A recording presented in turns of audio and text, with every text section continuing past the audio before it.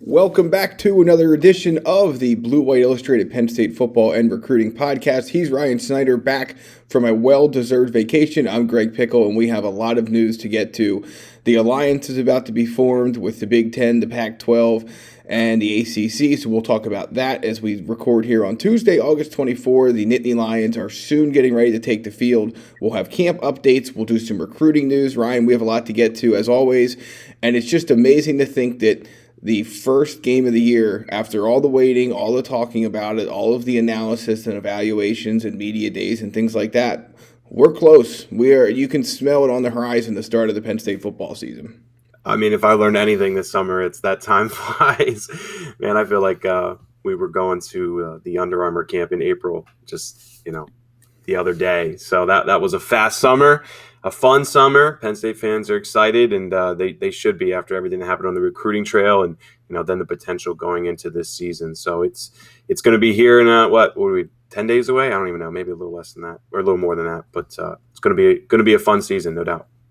11 days until the opener at Wisconsin on September 4. Penn State listed as somewhere between, depending on where you look, a 3.5 and a 4.5 point favorite.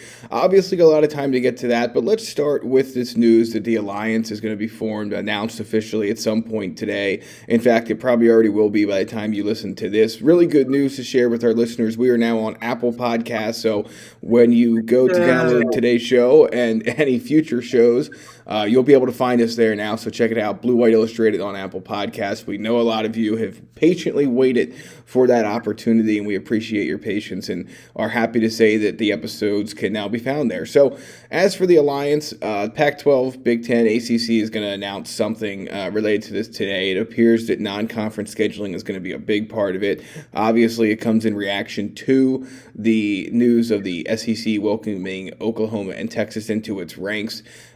And there's a lot of conversation right now, especially at the national level, that this is not the big deal that it seems to be or is being made out to be. Ryan, what are your thoughts on this proposed grouping or partnership or whatever that is coming to fruition here sooner rather than later in some way, shape, or form, even if we don't have specifics? Mm-hmm. Well, the Big Ten's obviously the big dog in this group, and it tells me that the Big Ten doesn't want to expand. That's kind of the first thing that grabs my attention. And then it's also, all about voting, really. I mean, that's the big part of it. 60-70% of this feels like it's a governance thing, as everyone keeps calling it. So and with voting and that it's really not allowing the SEC to change scholarship limits or, put in different recruiting rules, because as we've seen, the NCAA's power is slowly drifting away. So, but the scheduling part is definitely interesting. First off, I think there's no chance that these three conferences don't end up playing SEC schools. There's just too much crossover, especially with the ACC in rivalry games.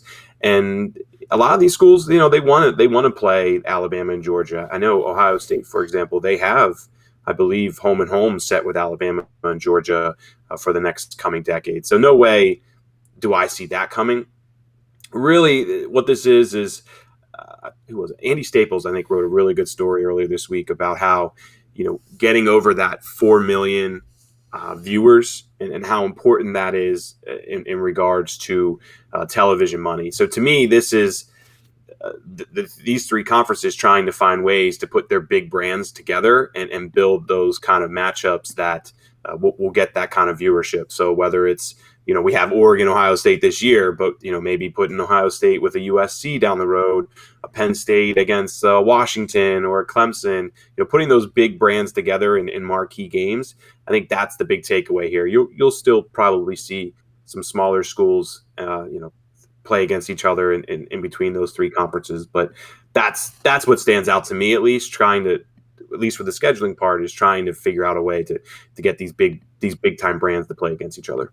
Yeah, and the question to me just becomes when. I mean, you look at the number of games that are already filled by most of the schools in these three conferences. I mean, Penn State, I guess, has a couple of spots left, but what's going to happen? I guess my biggest curiosity is what happens to these Group of Five and or lower level Power Five schools who are on non-conference schedules. Are they going to get bumped? Or are they just going to get their severance pay, so to speak, and get bumped out of the way to create some of these more appealing cross-conference matchups. That's what's kind of one thing I'm watching for, because you're right, the TV part of it is Sandy Barber said it over the weekend that you can't dismiss the money part of it, and of course you can't. There's no other place to start the conversation. So it will be fascinating to see how exactly this all plays out, and I ultimately think that it will be good for Penn State in the long run. It may not be evident immediately that it's good for Penn State or making an impact on Penn State, but I do think long term it's something that can help the Nittany Lions and help a lot of these schools across the board. One thing too is, I believe it's the Pac-12 and the Big Ten. They both play 9 conference games. Do you trim to 8? Yes. To fit these games in with so many non-conference games scheduled? If you want to make an impact early, that's the only way I see them being able to do that. So those two schools trim to 8, and then the ACC, they ended up cutting out, the Citadels of the world maybe to make it work, since they already play 8 conference games. But that to me, if you want to make this work in the next 2-3 years, that's the only way that they can make it work. So Penn State, instead of playing Minnesota or Nebraska or whomever from the West, that game gets chipped. And, all of a sudden the Nittany Lions are playing UCLA, which would be awesome, over at the Rose Bowl. I'd love to do that. I'd love to go to that game, in three years or so. So that's the way I see them trying to make it work. But, we'll find out here in the coming days. James Franklin has long said that when you're going to talk about changing the sport or expanding the college football playoff or so on and so forth, you first have to address the fact that there are differences in things like number of conference games and things like that. So this could be a step toward doing that. We'll see. You're listening to the Blue White Illustrated Penn State Football and Recruiting Podcast. He's Ryan Snyder. I'm Greg Pickel. Find all of our latest coverage, bwi.rivals.com, and we'll move on to the recruiting portion of the show, or at least one recruiting portion of the show. We're going to look ahead to some traveling you and I will be doing later this week, later in the program. But for now, let's start with this. Andre Roye has a top 4 now. The offensive lineman is down to NC State, Maryland, Rutgers, and the Nittany Lions. At this point, Ryan, he is set to decide on September 22nd. You've had a chance to chat with him, I think, once. I have not had that opportunity. Yeah, once. So I think you're doing better than most in that regard. I'm going to throw up his highlights here, and you tell us where Penn State's at this point. Obviously, the class is getting full, but we know there's a little bit of room left. What's the latest? Well, I'll start by just saying that anyone who believes they absolutely know what Andre Roye is thinking is fooling you, because this is one of the more quiet kids that we've seen in the 2022 class, and that's not just with reporters; it's that way with coaches too. Talking to Penn State sources, and then talking to colleagues, in Maryland or Rutgers, they get from the people that they speak that he's just not very open with that kind of stuff. He doesn't. His parents do more of the talking, when he does visits and whatnot than the actual player himself. But this will also definitely be Roy's decision. That's another thing that everybody has definitely made it clear. The parents are making sure the kid gets to go where he truly wants to go, which is good. I think that's a good thing.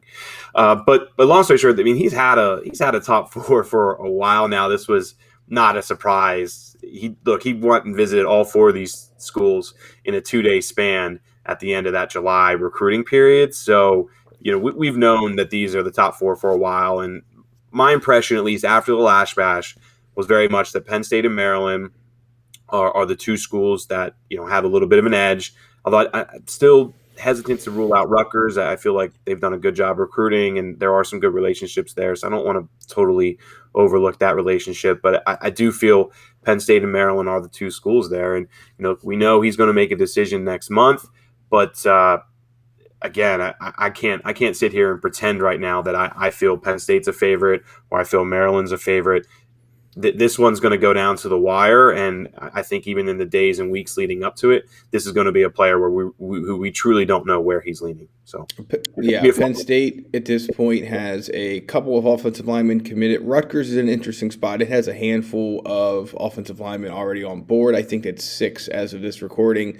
NC State, Maryland don't have. I think they have 1 apiece committed at this point. So we'll see how things shake out. As you said, not a big talker, not a big guy to share his thoughts either via social media. Guy. He's a big guy. Yeah, that's for sure. Yeah, just not a big talker. So moving on, the high school football season is underway almost across the country. Some places got a head start. Others will start this weekend.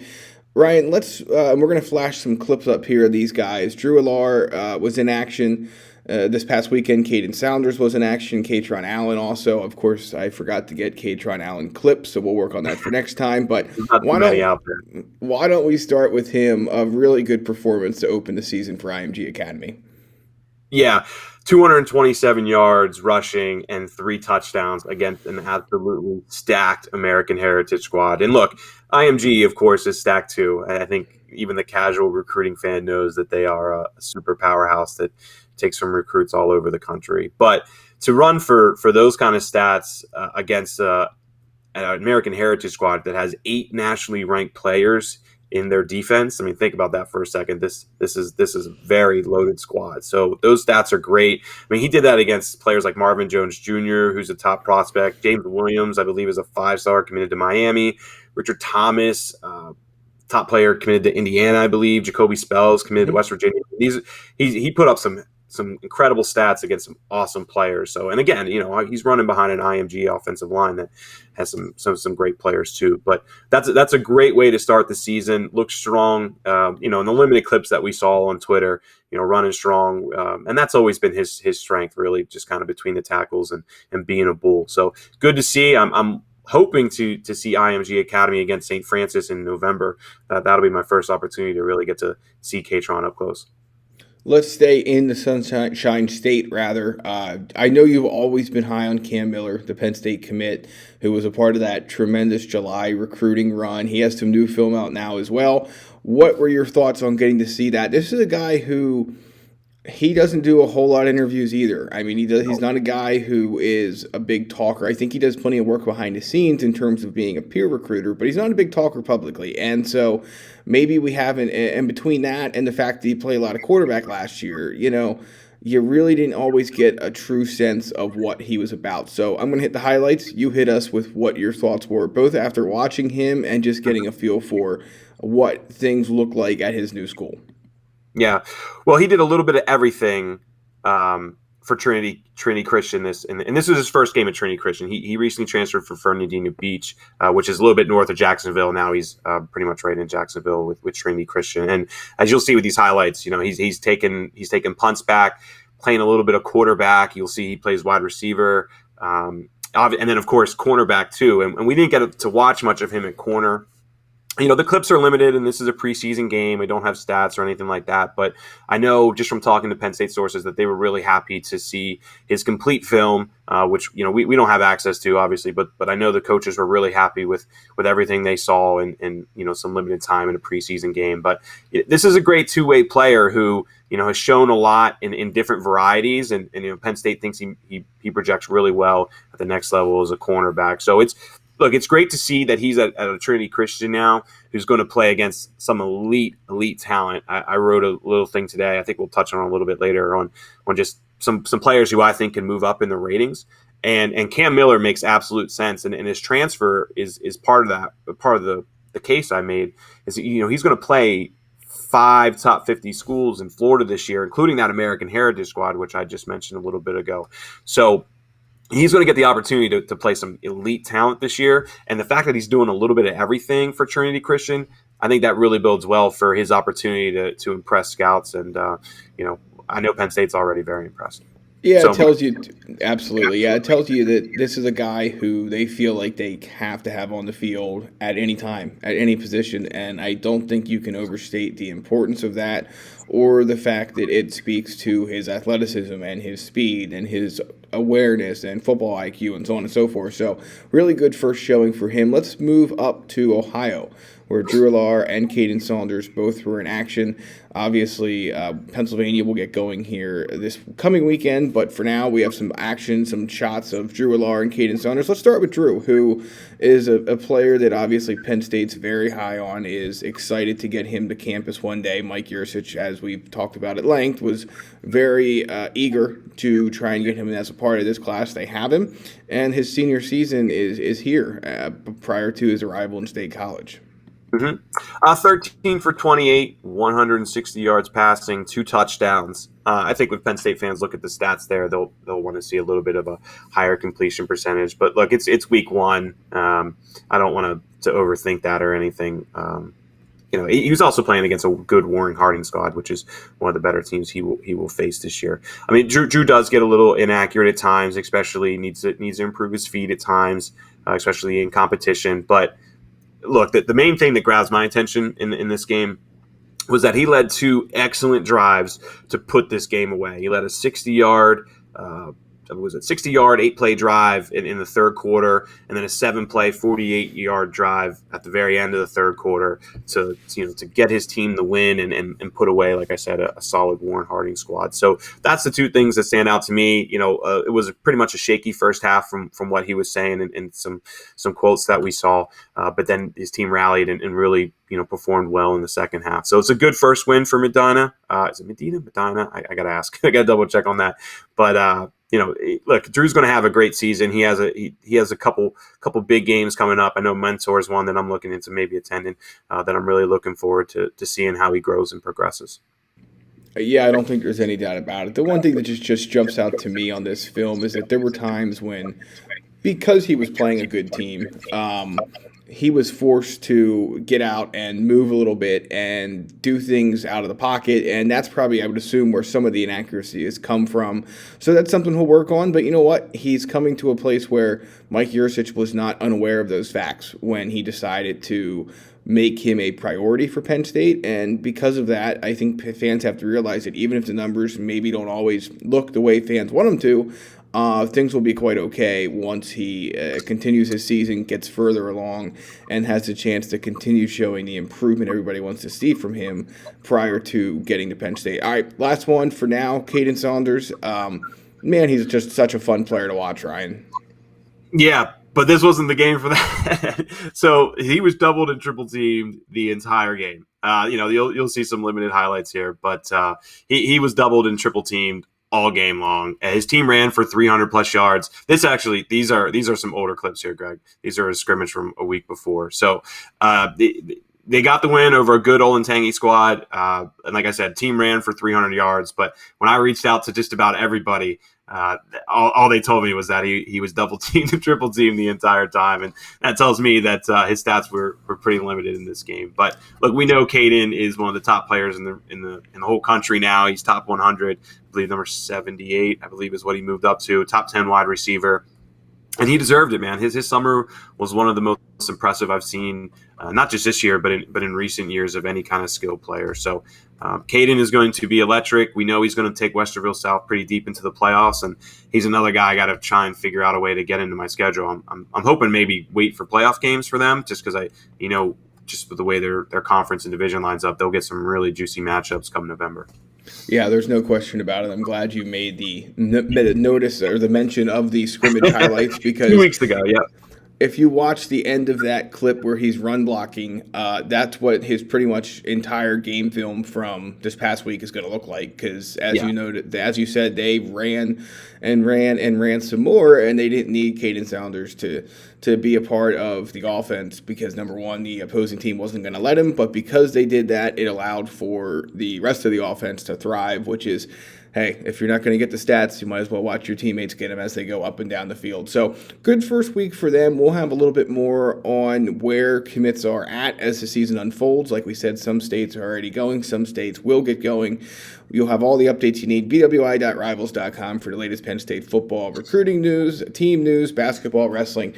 We have you covered top to bottom, A to Z with Penn State athletics at bwi.rivals.com. All right, let's move on, Ryan, to camp, which obviously here on this particular show, we usually talk a lot more recruiting, but I'm not sure you can spend an episode of a show this close to the season not discussing camp at all. So let's just move the conversation to this point. Like we said, we're recording this on Tuesday, August 24th. So we are exactly 1 week from James Franklin's first game week news conference, and we are 11 days from kickoff in Wisconsin, which, again, it's hard to believe some of these things are here after what felt like a really long wait from the end of the 2020 season in December until now. But here we are. We've had some questions answered. We've had some questions that we don't feel like we know the answer to yet. We have some questions that will hopefully be answered this week.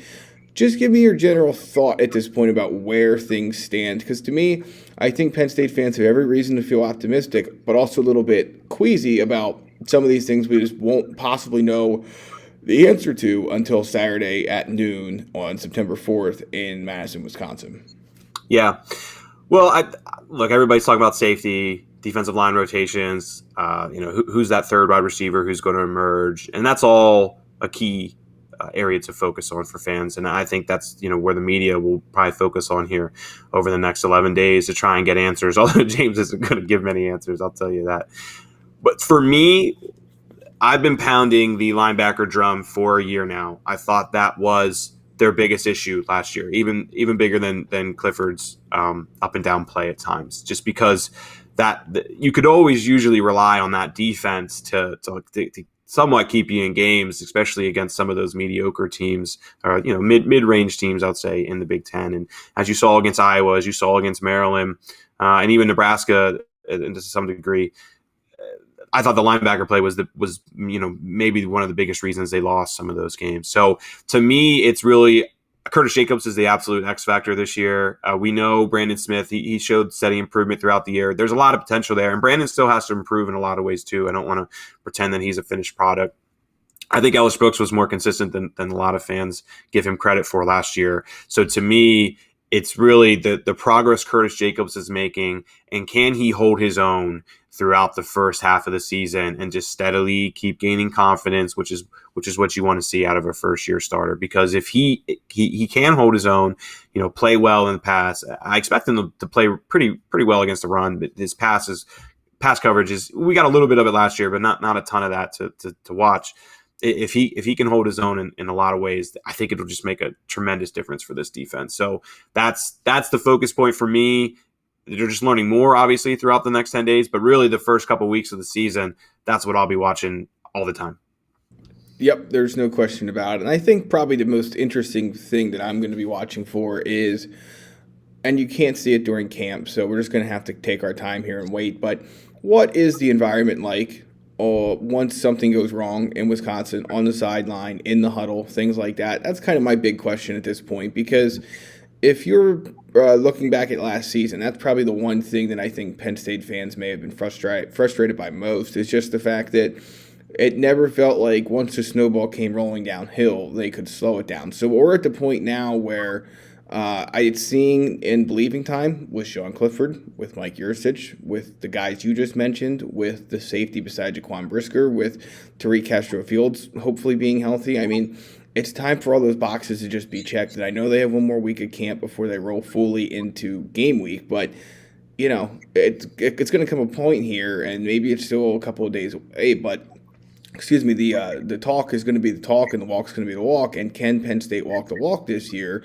And I think you put this on the message board inside the Lions Den Premium Forum recently, but, was last year a fluke? It's going to be a question to ask on pregame shows, on preview podcasts and videos like this one. I mean, people want to know, was last year as much of the fluke as everyone thinks it was? And we're just not going to know that answer until we see some actual competition against somebody else. So fascinated to hear that camp is seemingly going really well. We've not heard any bad news of any kind, and it seems like when we're there, Ryan, I really like the vibe that the team gives off.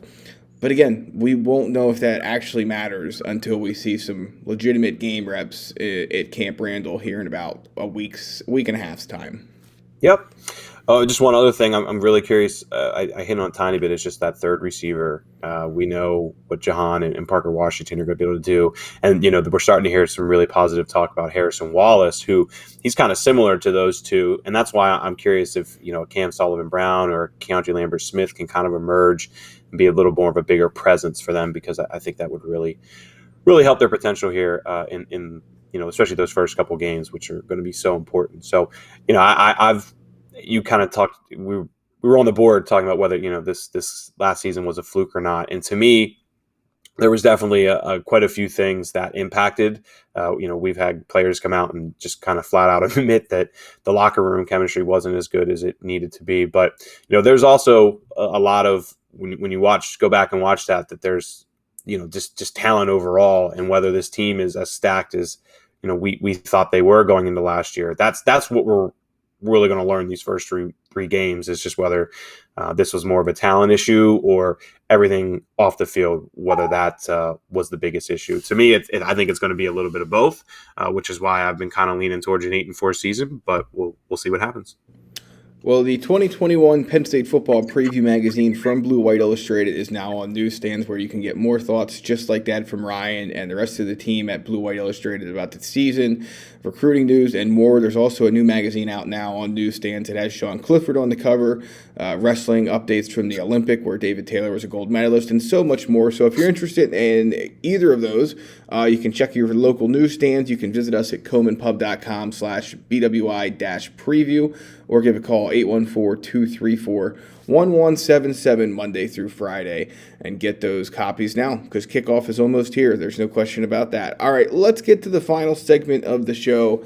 Again, you can now find the Blue White Illustrated podcast on Apple, Spotify, Google, Stitcher, and wherever else you get audio. So please be sure to check us out there. Like, rate, subscribe, leave us some feedback, especially you Apple podcasters, now that we finally have come through for you. So check that out. And yes, please. And then the Blue White Illustrated YouTube page features not just these videos, but film evals from Thomas Frank Carr, BWI Dailies, so much more, player interviews, James Franklin updates, etc. YouTube.com/Blue White Illustrated for more. And the final segment of the show, we're going to go back to recruiting. So you and I are going to hit the road later this week. As we've mentioned a couple of times now, the Pennsylvania high school football season gets going in earnest this Friday, this coming weekend. You're going to go to LaSalle College, which features Penn State commit Abdul Carter, and they're going to take on Bishop McDevitt here in the Harrisburg area. And then in Manheim Township, I will see Anthony Ivy and that Manheim Township take on CD East, which of course is home to Mekhi Flowers now. So we're excited to get it on the road, see these guys in person. We've had the opportunity to check them out at 7-on-7s or at camps or at practices or whatever, but there's just something a little bit different at times about getting to see these guys in person, in pads, with their teammates. You get a different sense maybe of the kind of player they are, the kind of teammate they are, the kind of athlete they are, and we'll be on the road not just this week but throughout the fall trying to bring that perspective to not just the folks here, but obviously everyone inside the Lions Den as well. You can sign up with the promo code BWI60 for 2 free months on us if you want to check out the latest news there. But Ryan, LaSalle, Bishop McDevitt should be a good one. Oh, man. I'm just happy to have non-conference games back. We missed that last year. And, yeah, especially, Mid-Penn and, the Philly schools and the Pittsburgh schools, they have good conference play. But to get these fun matchups like LaSalle coming to Bishop McDevitt, Manheim Township has always kind of played a bunch of the Mid-Penn Commonwealth schools. And there's also another fun matchup. Pine Richland's going to Harrisburg. There's not too many true Division I players on those two teams this year. There are a couple, but that's just another really fun matchup that's on Saturday. So, but with LaSalle, Bishop McDevitt, obviously watching Abdul Carter, that's going to be one of my primary focuses. We watched him put together, we didn't watch him because we weren't allowed in camp this year, but we know he put together an excellent performance at Penn State as far as testing numbers and whatnot. So now watching him translate to the field is really what I'm looking forward to seeing. And he's going to play against 3 elite offensive players who will all play at the Division I level. Gabriel Arena is an offensive lineman with a Virginia Tech offer. He came up to Penn State, had a good camp. Somebody I think could get an offer down the road, but obviously they want to see how he does this season. And then the 2 bigger names that I think fans will recognize. One is Marquise Williams, 2023 running back. He's actually in the Rivals 250 for 2023 players. Penn State has offered him. He hasn't visited yet, which kind of surprised me. I thought he would be up on campus this summer. So he's someone I want to get to know. He's another kind of quiet guy who I've had a few texts and whatnot with, but someone I really would like to get to talk to. And then 2025 quarterback Kadan Saunders. He already holds a Michigan offer, and he hasn't even played a down of varsity ball yet. Well, I guess he has with the scrimmage now, but you get my point. He earned an offer back in June, I believe, and came up to Penn State, camped well there too. Definitely a guy that I expect Penn State to offer at some point. They obviously want to see some film before they make that move, but to see how Carter plays against an offensive lineman who will play Division I, a running back who will play Division I, and then a quarterback who will play Division I. That's why this was a pretty easy matchup for me to attend. Although I will say I did have issues. I really also would like to go watch Ematep Charter go to Pittsburgh Central Catholic, which is also Friday night. But I believe I'm going to go see Ematep play the following weekend when DeMatha comes up to Philadelphia. So I had to kind of make a choice there. And we're gonna go see LaSalle and Bishop McDevitt. So you're going to go see two Penn State commits play against each other, man. What are you looking forward to? Well, so when Mekhi Flowers ended up at CD East, one of the things he had said in interviews, and I believe he put it on social media as well, was, I want to show what I can do against 6A competition, against the top players in PA, or at least the biggest schools in PA. And, obviously when you play at Steel High like he did, your athleticism shines through, but you're not always playing the guys that are even going to go play D3 or D2, let alone D1. So he's going to run into that now. He does in the first game of the season. So I'm really interested to see what they look like. CD East has Tony Powell at quarterback now, who was at Middletown previously, another mid-Penn school for those of you not in the Harrisburg area. So it should be a good connection, a really good connection. And I'm fascinated to see what those two can do together and what Flowers can do now that he's at the level that he claims he wanted to play at. Well, now it's time to show why you wanted to play there and show what you've shown before at that level. So that's obviously one thing. And then with Anthony Ivy, I watched him in a 7-on-7 that featured McDevitt, featured a couple other teams from around the area, including Central York and Bo Prabula. And he had some fine moments, but the quarterback play was, they had a new quarterback who had not played varsity football before, and this was in June. So he was working to get used to his teammates, working to get used to the 7-on-7 format, all of that. And I'm really interested to see from a Manheim Township perspective just what those relationships are like now, what those skill sets are like now, and how that Ivy can help maybe, whether it's with underneath stuff, whether it's with screens, just put his athleticism and speed to work and just run away from teams. So should be a really good game. I'm hopeful anyway that we see a very good contest Friday night. Either way, we're going to have highlights and clips and more coverage than you could think of, because again, two Penn State guys, I didn't know where I was going with that, but two Penn State guys in one place is always a good opportunity to spend a Friday night watching what we believe will be, obviously things change in this game a lot, but two future Nittany Lions that will sign with the school once they finish their final high school season. Yeah, one thing I want to add is Flowers, their schedule, CD East has a pretty good schedule. One other thing, his head coach, Lance Dean, was his previous defensive coordinator at Steel High. So, Flowers is always going to be a major part as soon as he transferred there, regardless of who the coach is. But there is a connection between those two, and he's going to be the lead guy immediately, no doubt about that. And then if you look at their schedule, they have Warwick, which is a solid team, I believe 4A, maybe they're 5A, down in Lancaster. They play them week 2, and then Cedar Cliff is a pretty good team as well. All solid programs in non-conference play, and then they roll into an Altoona squad that played State College really well. State College is always pretty good.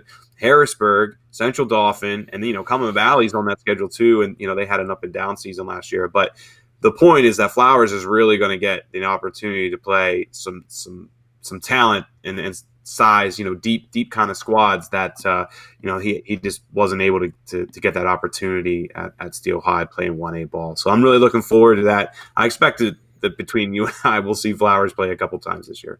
I think you're right. All right, let's wrap up with this. 3 guys we won't see this weekend. You'll probably see all 3 of them this fall, hopefully, at some point. But you have to post up bwi.rivals.com for the latest Penn State football and recruiting news. On the homepage right now, you have a story up about 3 Penn State commits you think can outplay their rating this year. And obviously, you just mentioned DeMatha Catholic a few minutes ago. KJ Winston makes your list. Cameron Miller, who we talked about earlier in the show, makes your list. And then your third player was Tyler Johnson, the 3-star receiver from Virginia, who maybe surprised some folks when he committed, but for those who were paying attention, it was quite clear Penn State staff felt really good about his potential when they offered and hosted him a couple of times and ultimately accepted his commitment. Yeah, well, these are all 3 guys who came up and either camped at Penn State or camped at other places this summer and put up excellent numbers that compare or rate well to some of the higher rated guys. Like, for example, with Tyler Johnson, He came to Penn State, ran a 4.47 40 and a 4.18 20-yard shuttle. Those numbers are pretty much identical to Kadan Saunders, all right? And we talk all the time about Kadan Saunders' explosion and speed and whatnot. Well, Kadan's obviously been on the camp scene a lot longer. He's been under a microscope longer. People just see him more, and they haven't seen Tyler Johnson enough. But his numbers are pretty much identical. And by the way, his broad jump and triple jump numbers are even better than Kadan, and really better than pretty much everybody that's committed in this class, with a 9-foot, 10-inch broad jump, a 31-foot, 5-inch triple broad. I mean, those are really good numbers, excellent numbers. So he's just one player who, everything that we see in camp suggests that this is a player who has 4-star potential. And last year he had a shortened season, but he put up crazy numbers too. 925 yards receiving, 13 touchdowns on 25 receptions. Think about that for a second, guys. I mean, that's okay. That's a TD every other catch. I mean, that's awesome. So, he's one guy that I think after what we saw this summer and now getting official numbers and whatnot, if he can go out there again, put up some excellent stats again, that he's someone that I think rivals and all these sites need to consider moving up. And then with Cam Miller, I kind of made the case for him a little earlier. He's going to play 5 elite programs in Florida this year, top 50 programs. The American Heritage I mentioned. There's a couple others. Florida State University High School, which that Florida State University High School, I believe that's the name of it. They're a top school. There's a couple others. I know Lincoln's one of them. I think Lake City is another one. But long story short, he's going to play some really good talent and that he didn't get to play last year. I'm in the process of trying to set a flight up for October 8th to go see Cam Miller play American Heritage, which is a team I mentioned a couple times here. And Brandon Innes is a top 5-star wide receiver who just committed to Oklahoma.